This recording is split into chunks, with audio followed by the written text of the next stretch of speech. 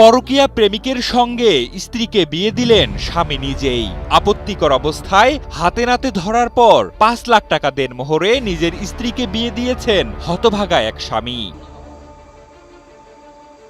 হাম দিল দে চুকে সনম সিনেমায় অজয় দেবগন যেমন বুকে পাথর রেখে তার স্ত্রী ঐশ্বরিয়াকে প্রেমিক সালমানের কাছে নিয়ে গিয়েছিলেন, ঠিক তেমনি বাস্তবে করে দেখালেন গোপালগঞ্জের কাশিয়ানী উপজেলার পূর্ব বরাসু গ্রামের আলম চৌধুরী। প্রায় এক যুগের সংসার জীবন, তবুও স্বামী ও ৩ সন্তানের মায়া ছেড়ে স্ত্রীও রাজি হয়েছেন প্রেমিককে বিয়ে করতে। আর এ ঘটনায় এলাকায় বেশ চাঞ্চল্যের সৃষ্টি হয়েছে। যে স্ত্রীকে সুখে রাখার জন্য হাড়ভাঙা পরিশ্রম করছিলেন আলম চৌধুরী, সেই স্ত্রী জড়িয়েছেন পরকীয়ায়। প্রথমত বুঝতে না পারলেও সন্দেহ ছিল মনে। আর গত ১৯ এপ্রিল যখন বাড়িতে ফিরে নিজ কক্ষে স্ত্রী ও তার পরকীয়া প্রেমিককে আপত্তিকর অবস্থায় দেখতে পান, তখন যেন মুহূর্তেই চুরমার হয়ে যায় তার পৃথিবী।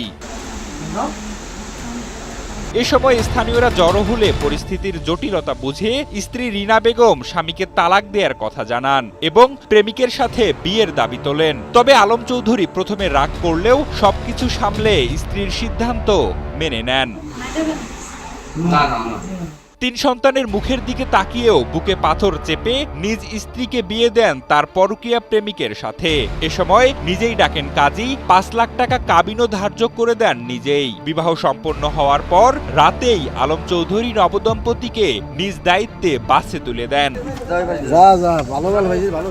এ বিষয়ে স্থানীয় ইউপি সদস্য মোহাম্মদ জাকির হোসেন জানান, আলম চৌধুরীর স্ত্রী রিনি বেগমের দীর্ঘদিনের প্রেমের সম্পর্ক ছিল লক্ষ্মীপুর জেলার রায়পুর উপজেলার উদমারা গ্রামের হানিফের ছেলে জাহাঙ্গীর আলমের সাথে। পরকীয়ার বিষয়টি নিয়ে এলাকায় আগে থেকেই গুঞ্জন চলছিল।